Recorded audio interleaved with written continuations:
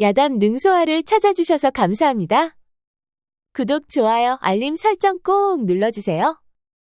옛날 강원도 깊은 산골에 힘이 장사인 대호라는 소년이 살았습니다. 대호는 10만이었던 아버님이 실종되자 병든 어머님을 모시고 단둘이 살고 있었지요. 거동을 하지 못하는 어머님을 대신하여 대호는 산에서 나무도 하고 약초 캐는 일을 하였습니다. 어머님, 오늘은 약초 캐러 조금 멀리 가볼 생각이에요. 그래서 며칠간은 집에 못 들어올 수도 있어요. 아이고 얘야, 너무 멀리 가지 말거라. 깊은 산속에는 맹수들도 많으니 항상 조심해야 하느니라. 알겠어요, 어머님. 대호는 호미와 망태기를 챙겨 길을 떠났습니다. 아직 한 번도 가보지 않은 깊은 산속으로 계속 걸어갔지요. 높은 산등선을 넘고 깊은 골짜기로 들어섰습니다. 그렇게 깊은 골짜기를 향해 한참 걷고 있었는데, 아니 그런데 갑자기 저 멀리서 웬 소녀의 비명소리가 들려오는 게 아니겠습니까? 그리하여 대호는 소리가 난 곳으로 불이 나게 달려가 보았지요. 그러자 절벽 중간 나뭇가지에 웬 소녀가 걸려 있었습니다. 그런데 소녀는 의식이 없는 듯 하였지요. 그리하여 대호는 서둘러 가파른 절벽을 오르기 시작하였습니다. 그리하여 소녀가 있는 곳까지 다다른 대호는 조심스럽게 나무에 걸친 소녀를 끌어올렸지요. 이보시오. 정신 좀 차려보시오. 소녀는 의식을 잃고 깨어나질 않았습니다.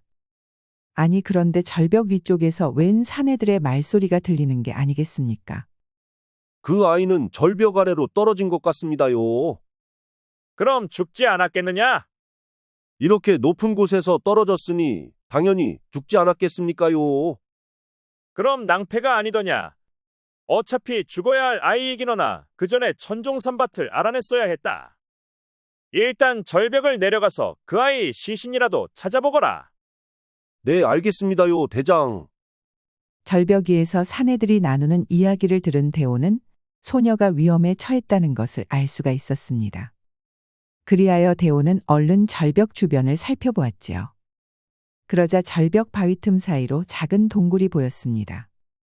그리하여 대호는 소녀를 등에 업고 밧줄로 꽁꽁 묶어 절벽 바위 틈 동굴 쪽으로 향했지요.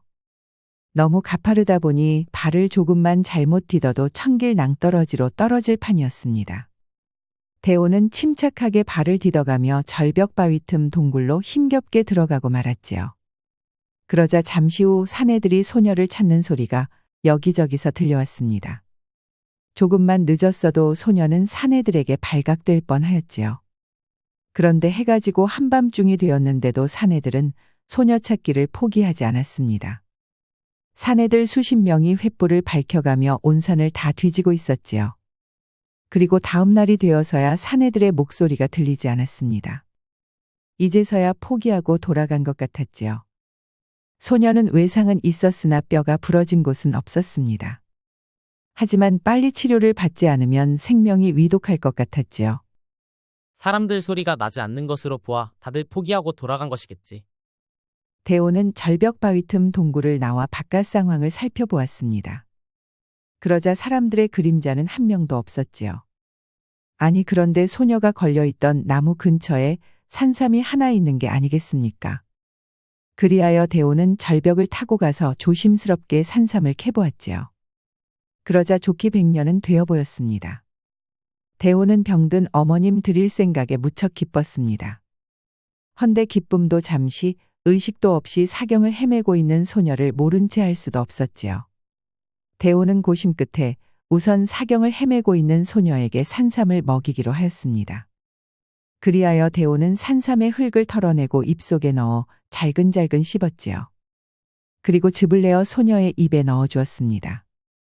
그렇게 대호는 산삼 한 뿌리를 모두 잘근잘근 씹어 즙을 내 소녀의 입속에 넣어 주었지요. 그리고 대호는 다시 소녀를 들쳐업고 밧줄로 꽁꽁 묶었습니다. 그리고 침착하게 절벽을 내려오고 있었는데, 아니 그런데 갑자기 사내의 굵직한 목소리가 들려오는 게 아니겠습니까? 저기 있다! 저놈 잡아라! 모두 포기하고 돌아간 줄 알았는데 몇 명이 남아서 절벽을 지키고 있었던 것이었지요. 그리하여 대호는 내려오던 절벽을 다시 오르기 시작하였습니다. 그러자 무사들 2명이 절벽을 따라 오르기 시작하였지요. 헌데 너무 가파른 절벽이라 무사들이 오르지를 못하자 무사대장으로 보이는 사람이 대오에게 화살을 겨누었습니다. 그리고 활시위를 당겼는데 화살이 날아와 대오의 팔에 꽂히고 말았지요. 그 바람에 대오는 팔에 힘이 빠지면서 절벽에서 떨어지고 말았습니다. 그리고 대오도 의식을 잃었지요. 그렇게 시간이 얼마나 흘렀을까? 3일 만에 대오는 눈을 뜨게 되었습니다. 정신이 돌아오느냐? 이곳은 어디인가요? 이곳은 내 산장이다. 그러니 안심해도 되느니라. 그런데 제 등에 엎여있던 소녀는 어떻게 되었나요? 위호는 걱정하지 말거라. 지금은 의식이 돌아와 개울가에서 씻고 있느니라. 소녀가 무사하다는 말에 대오는 안심이 되었습니다. 그런데 대오는 화살을 맞은 팔이 무척 욱신거렸지요. 그래서 팔을 보니 약초가 발려있고 천으로 칭칭 감겨 있었습니다. 저는 활을 맞고 절벽에서 떨어졌는데 제게 활을 쏜 자들은 어떻게 되었나요? 그놈들은 내가 혼구멍을 내서 쫓아냈느니라. 백발도사의 말을 듣고 대오는 한시름 놓을 수가 있었습니다. 도사님께서 저를 구해주셨군요. 감사합니다, 도사님. 내가 대오가 맞느냐? 그렇습니다. 그렇구나. 참으로 인연이란 깊고도 깊은 것이로다. 그런데 도사님께서는 제 이름을 어떻게 아시는지요? 대오의 물음에 백도사는 한숨을 크게 지었습니다. 그리고 그때 미호도 문을 열고 안으로 들어왔지요. 깨어났구나. 몸은 괜찮아? 난 괜찮아. 내가 내 목숨을 살렸다는 말을 도사님께 들었어. 나를 구해줘서 고마워. 어쨌든 내가 무사해서 다행이야. 대오 미호야. 지금부터 너희들은 내 말을 잘 듣거라. 너희 아버지들은 어려서부터 둘도 없는 친구였다. 하여 너희들이 태어나자 이름도 대오 미호라 지었지. 그리고 너희들이 성인이 되면 혼인을 시키기로 약속을 했었단다. 백도사는 잠시 말문을 멈추고 한숨을 쉬었습니다. 그리고 곧이어 다시 말을 이어갔지요. 헌데 어느 날 미호 아버지가 먼저 실종이 되었고 또 얼마 지나지 않아 대오 아버지도 실종이 되었지. 아니, 그럼 우리 아버지들의 실종이 사고가 아니고 뭔가가 있다는 말씀인가요? 그렇단다. 어느 날 미호 아버지가 호랑이가 서식하는 깊은 산 속으로 들어갔다가 그곳에서 천종삼 밭을 발견하였단다. 그리고 그 밭을 대오 아버지에게도 알려주었지. 그리고 둘은 사이좋게 1년에 한 뿌리씩만 뽑아다 팔기로 하였단다. 헌데 해마다 미호 아버지가 천종삼을 가져와 파는 것을 보고 이상하게 생각한 장사치가 이를 상단 대행수에게 말했단다. 그러자 상단 무사들이 미호 아버지를 뒤쫓기 시작하였지. 아니, 그럼 그 상단 사람들이 저희 아버지를 죽였나요? 나도 그것까지는 알 수 없다. 허나 그 이후로 너희 아버지가 실종되었지. 그럼 저희 아버지는 어떻게 실종되었나요? 미호 아버지가 실종되고 머지않아 대오 아버지도 실종되었단다. 아마도 그 상단 대행수가 천종삼밭이 있다는 것을 알고 미호 아버지를 통해서 알 수 없자 대오 아버지까지 납치하지 않았나 싶다. 아니, 그럼 저희들의 아버지가 살아계실 수도 있나요? 나도 그것까지는 알지 못한단다.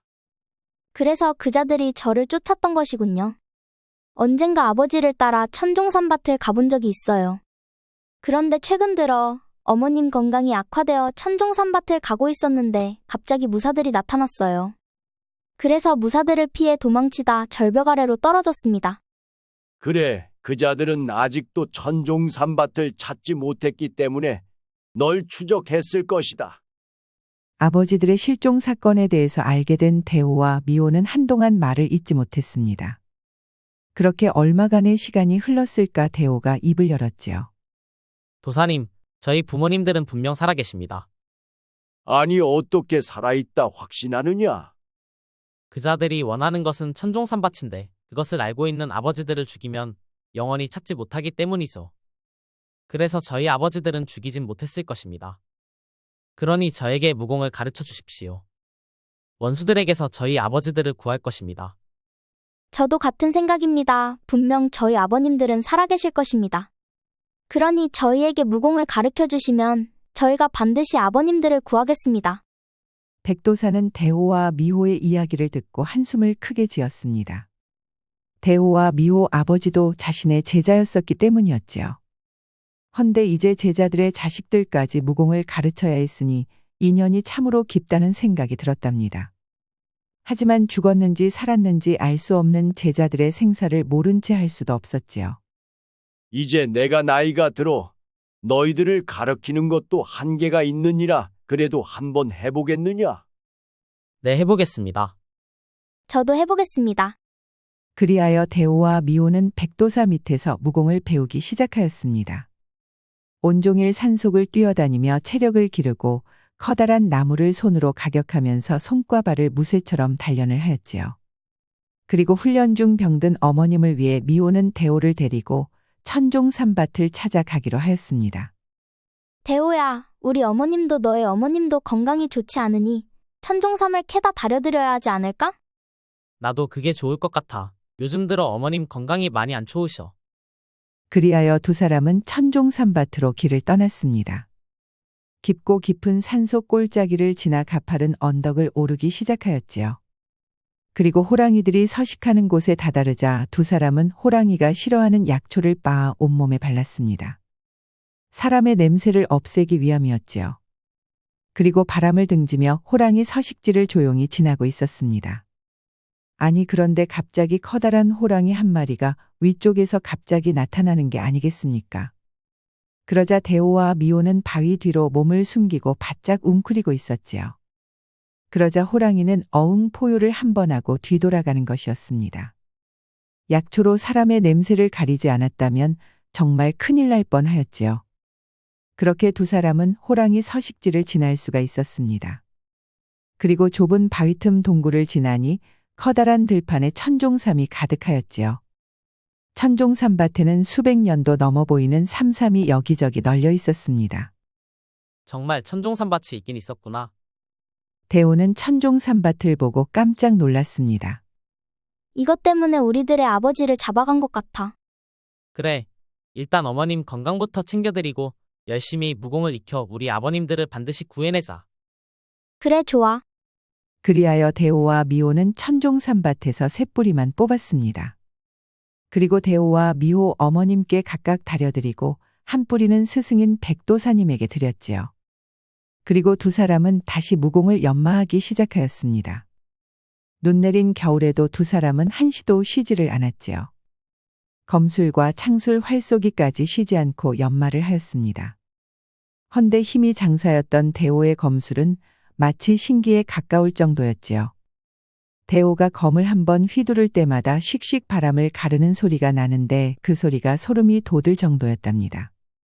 그 칼에 스치기만 해도 온몸이 두동강 날 것 같은 아주 엄청나게 빠른 속도의 검이었지요. 그렇게 두 사람은 무공을 연마하면서도 수시로 홀로 계신 어머님의 건강을 챙겨드렸습니다. 그리고 무공을 시작한 지 어느새 수년이 흘러 두 사람은 어느새 성인의 티가 나기 시작하였지요.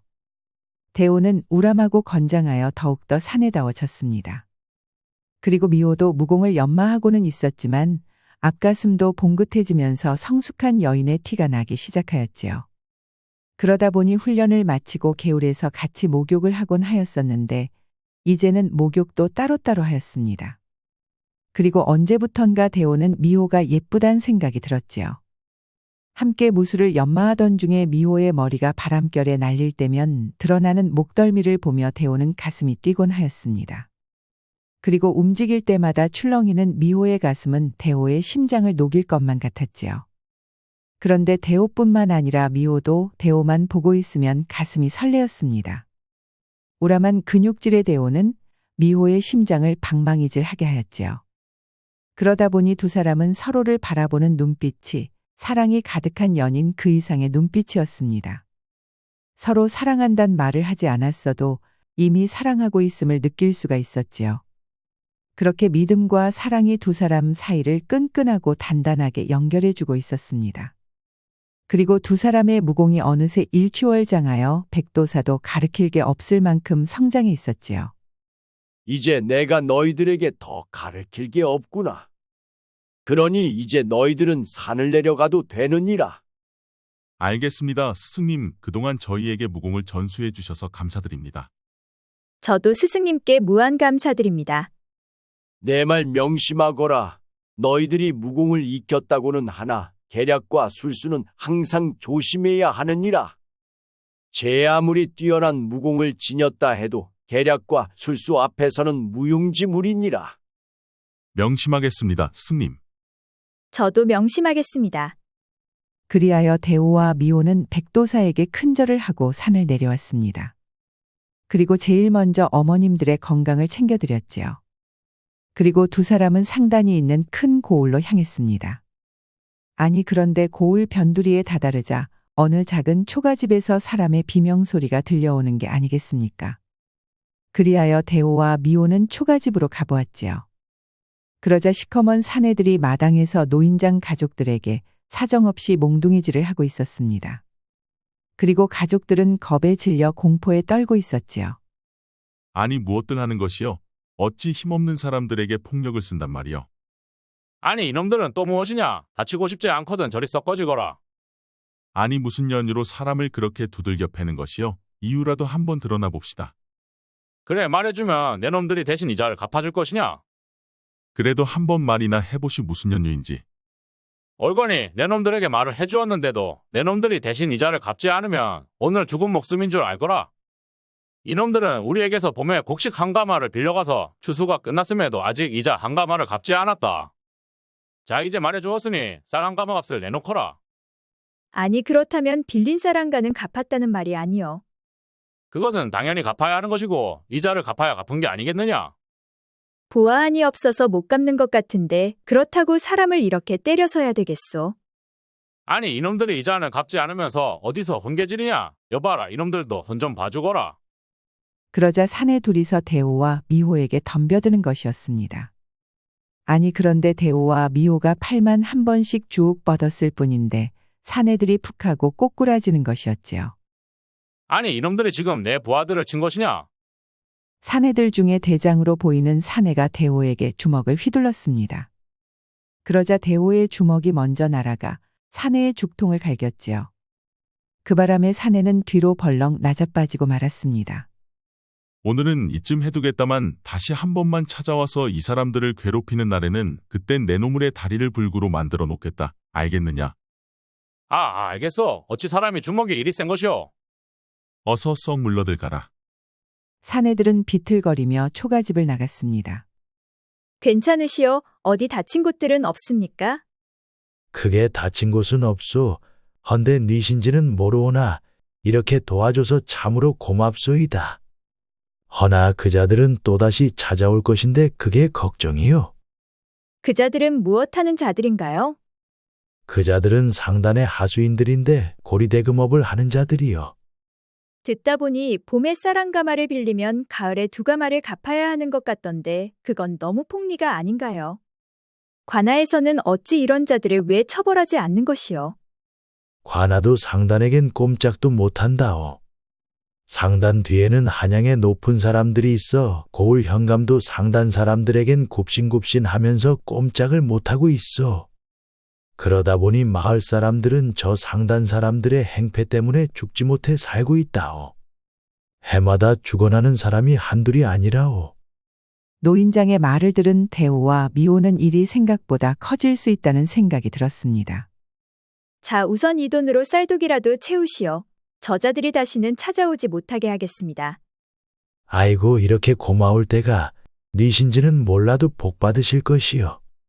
노인장의 집을 나온 대오와 미호는 상단이 고을에서 얼마나 많은 횡포를 부리는지 알 수가 있었습니다.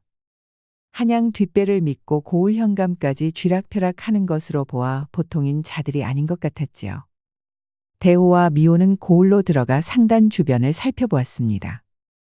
그리고 상단이 한눈에 내려다 보이는 산꼭대기 언덕으로 올라갔지요. 저곳이 상단인 것 같아. 그래 맞아. 아버님과 같이 한번 들어가 본 적이 있어. 아버님께서 인삼을 캐시면 한 번씩 들리던 곳이야. 두 사람은 언덕에서 상단의 집안 구조를 자세히 살펴보았습니다. 그리고 아버님을 가두고 있을 만한 곳들을 살펴보았지요.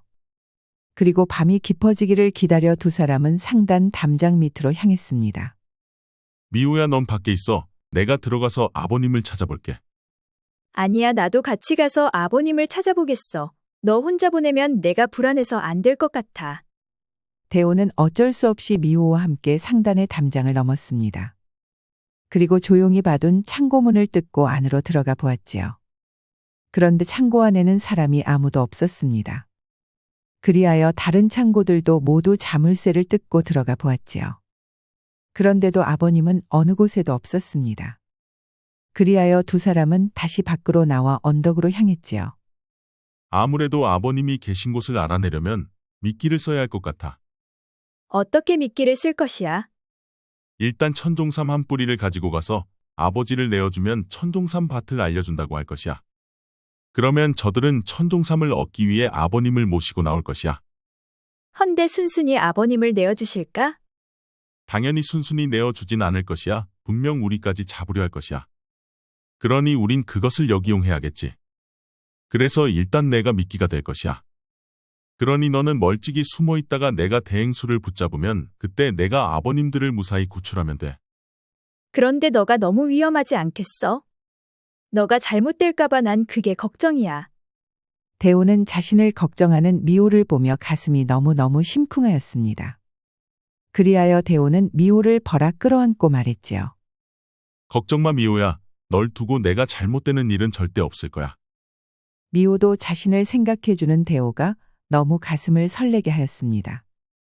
이미 서로를 사랑하고 있는 두 사람은 둥근 달이 떠있는 달밝은 밤 언덕 위에서 달콤한 첫사랑을 나누었지요. 부모님들이 정해놓은 정혼자들이다 보니 이미 두 사람은 부부와 다를 바 없었습니다. 큰일을 앞두고 서로를 걱정하는 마음이 두 사람의 사랑을 더욱더 뜨겁게 하였지요. 그렇게 불같이 뜨거운 시간이 지나고 두 사람은 하늘을 보고 누웠습니다. 그리고 미호는 대호의 품속에서 고나게 잠이 들었지요. 다음 날 날이 밝자 두 사람은 천종삼밭으로 향했습니다. 그리고 100년쯤 되어 보이는 천종삼을 한 뿌리 캐서 상단이 보이는 언덕으로 다시 돌아왔지요. 넌 이곳에서 지켜보고 있다가 내가 움직이면 너도 그때 움직여. 알았어. 꼭 무사해야 해. 대호는 미호 이마에 입맞춤을 하고 언덕을 내려갔습니다. 그리고 곧바로 상단으로 가서 문지기에게 말했지요. 이곳에 상단 대행수를 만나려고 왔어. 대행수는 어찌 만나려는 것이냐? 내가 천종삼을 하나 가지고 있는데 대행수와 거래를 하고 싶소. 대호 말에 상단 문지기가 깜짝 놀라는 듯 하였습니다. 예서 잠시 기다려보거라. 그리고 안으로 뛰어갔다가 금세 다시 돌아왔지요. 날 따라오너라. 상단 문지기는 대호를 상단 대행수 집무실로 안내해 주었습니다. 내가 천종삼을 가지고 왔다고 했느냐? 그렇소. 그럼 어서 꺼내보거라. 대호는 가슴 속에서 작은 주머니를 꺼냈습니다. 그리고 천종삼을 꺼내 보였지요. 그러자 대행수가 천종삼을 살펴보았습니다. 그래, 너는 천종삼을 어디서 났느냐? 천종삼 밭에서 한 뿌리만 가져왔소. 대호 말에 상단 대행수는 깜짝 놀랐습니다. 정말 내가 천종삼 밭을 알고 있단 말이냐? 그렇소. 그곳에는 아직도 수백 개가 넘는 천종삼이 널려 있어. 놀란 기색이 역력한 대행수가 애써 침착하게 물었습니다. 그래, 내가 원하는 금액이 얼마더냐? 내가 원하는 것은 돈이 아니라 나의 아버지와 미호 아버지요. 대호 말에 상단 대행수는 또 깜짝 놀라는 눈치였습니다. 아니, 내 아비들을 어찌 내게서 찾는 것이냐? 내일 정오까지 내 아버지와 미호 아버지를 봉악산 암자로 모시고 오지 않으면 천종삼 밭은 한양상단에 넘어갈 것이요. 대호는 그 말을 끝으로 천종삼을 챙겨 밖으로 나왔습니다. 그리고 미호가 있는 언덕으로 향했지요. 일은 잘 되었어. 응, 일단 미끼를 던졌으니 이자들은 반드시 미끼를 물 것이야. 미호야, 이제부터 시작이야. 그러니 너는 무슨 일이 있더라도 나를 믿고 기다려줘야 해. 알았어. 대신 항상 몸조심해야 해. 대호와 미호는 미리 봉악산 암자로 향했습니다. 그리고 암자가 내려다 보이는 산꼭대기 언덕에 몸을 숨겼지요. 그리고 다음날 정오가 되니 상단 대행수가 수십 명의 무사들과 함께 암자에 나타나는 것이었습니다. 그런데 대호와 미호의 아버지는 꽁꽁 묶여 있었지만 그동안 살아 있었던 게 확실하였지요. 그리하여 대호는 산을 내려가 아버지를 부둥켜 안았습니다. 아버님 저 대호예요. 아버님이 살아계셔서 참으로 다행이에요. 대호 아버지는 대호를 보고 깜짝 놀랐습니다. 무슨 영문인지 모르고 끌려왔다가 어느새 훌쩍 커버린 대호를 보게 된 것이었지요. 아니 정말 내가 대호가 맞느냐? 대호와 미호 아버지는 먹지 못하고 고신을 당해서인지 비쩍 말라 있었습니다. 그렇습니다. 제가 대호예요. 대호는 미호 아버님께도 큰 절을 올렸습니다. 아버님, 미호와 어머님은 무탈하게 잘 계십니다요. 그동안 노고가 많으셨지요. 내가 정말 대호가 맞구나. 어느새 이렇게 벌써 다 커버렸노. 자, 이제 상봉은 그만하고 어서 천종산밭으로 우리를 안내하거라. 대행수 말에 대호와 미호 아버지는 깜짝 놀라고 말았습니다. 아니 얘 대호야 그것만은 아니 된다. 그곳을 이자들이 알게 되면 우리 모두를 살려두지 않을 것이야. 우리가 지금까지 살아 있었던 것도 그곳을 말하지 않았기 때문이란다. 걱정 마셔요, 아버지. 일단 사람부터 살아야죠. 대호와 미호 아버지는 무척 걱정하는 눈치였습니다. 수년을 갇혀 고신을 당해도 절대 알려주지 않았던 곳을 대호가 대행수에게 알려주려 하고 있었기 때문이었지요. 그리하여 대호와 미호 아버지는 크게 낙심을 하였습니다. 대행수 나를 따라오시지요. 대호는 상단 대행수 사람들을 이끌고 산을 넘고 또 넘어 깊은 골짜기로 향했습니다. 그렇게 한참을 가다 보니 호랑이 여러 마리가 한꺼번에 나타나 달려들었지요. 대호는 호랑이들의 서식지로 대행수와 무사들을 이끌고 간 것이었습니다. 그러다 보니 무사들의 비명소리가 여기저기서 울려 퍼지기 시작하였지요. 바로 그때 미호가 나타나 부모님을 지키는 무사를 처리하였습니다. 아버님 대호 아버님, 어서 저를 따라오시지요. 미호는 아버님들을 꽁꽁 묶은 밧줄을 끊고 얼른 부모님들을 모시고 자리를 피했습니다. 자신과 부모님의 몸에 호랑이가 싫어하는 약초를 바르고 빠르게 안전한 곳으로 대피를 하였지요. 부모님이 안전하게 빠져나가는 것을 확인한 대호는 재빠르게 대행수를 가격하여 기절시켜 버렸습니다. 그리고 호랑이와 맞서는 무사들을 베기 시작하였지요. 대호의 검은 정광석화와 같아서 검을 휘두를 때마다 씩씩 소리가 났는데 그 소리가 소름이 돋을 정도였습니다. 스치기만 해도 몸뚱아리가 두동강 날 지경이었지요. 그렇게 상단무사 수십 명은 호랑이에게 물려 죽거나 대호 칼날에 쓰러져 갔습니다. 그리고 대호는 호랑이가 싫어하는 냄새의 약초를 대행수 주머니에도 넣어두었지요. 그리고 대호는 대행수를 들쳐매고 잽싸게 자리를 빠져나왔습니다. 수십 명의 무사들은 결국 살아남은 자가 아무도 없었지요. 미호는 부모님들을 모시고 스승님이 있는 산장으로 향했습니다. 그리고 대호는 산을 내려와 안전한 곳에 기절한 대행수를 눕혀놓았지요.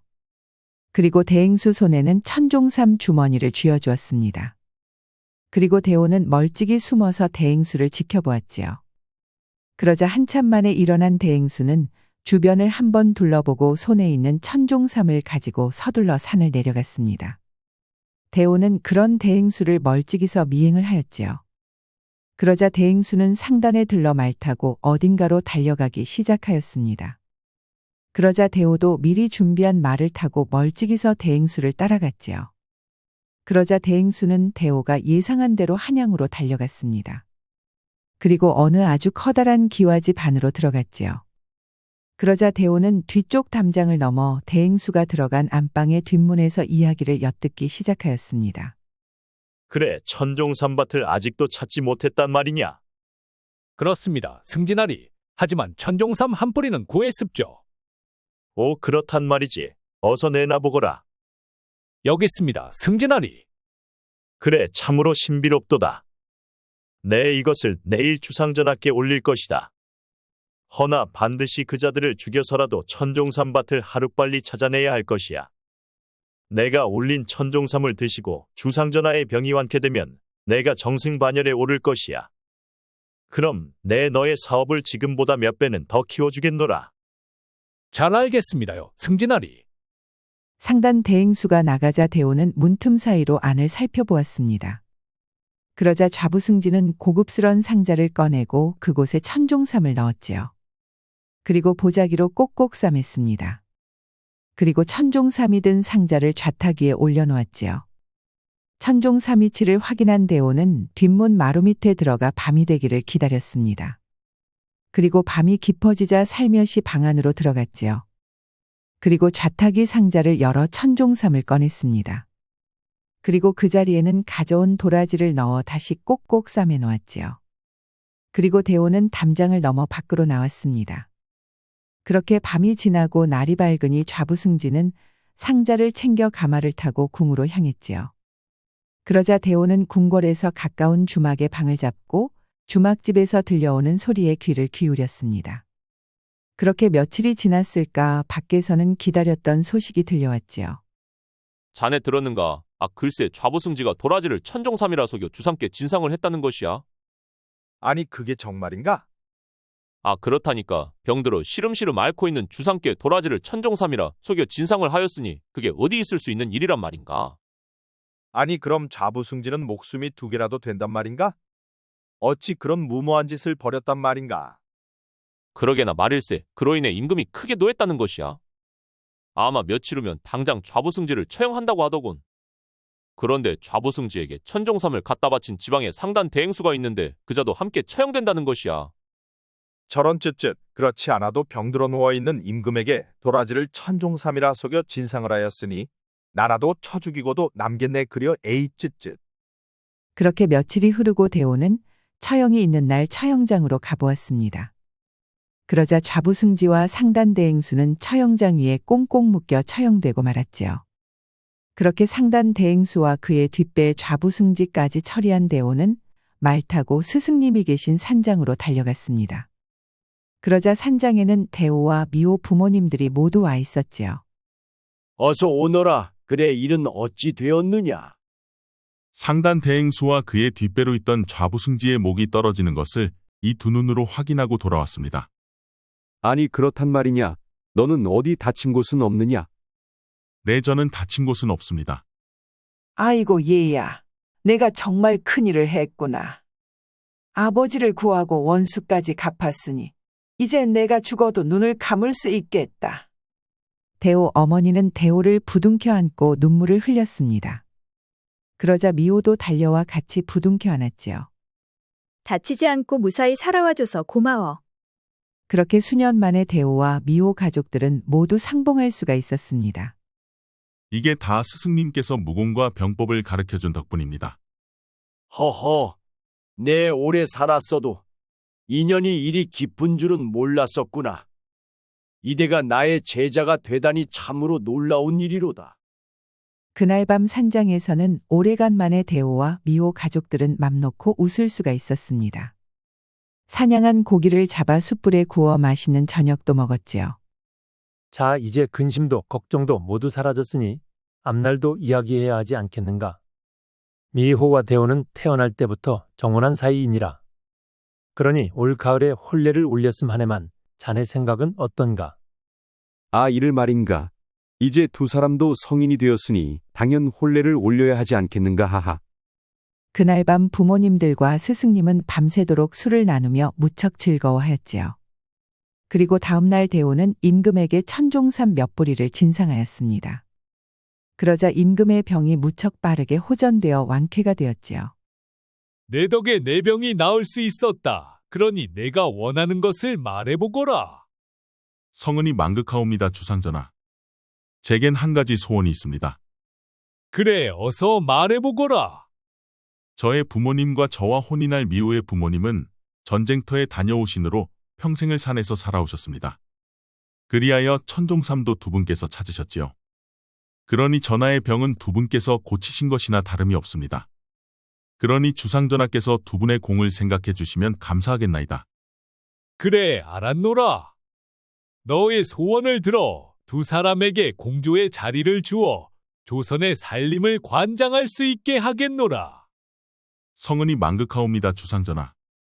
헌데 천종삼을 먹었더니 병이 나은 것을 넘어 힘이 넘치는도다.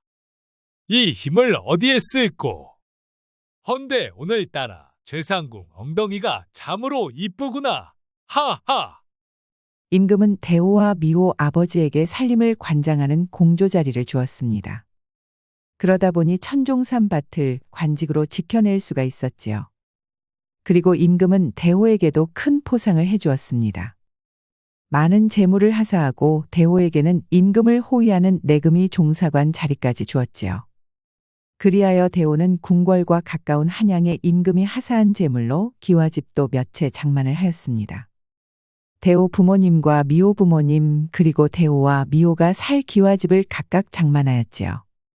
스승님은 산이 좋아 산에서 살기로 하였답니다.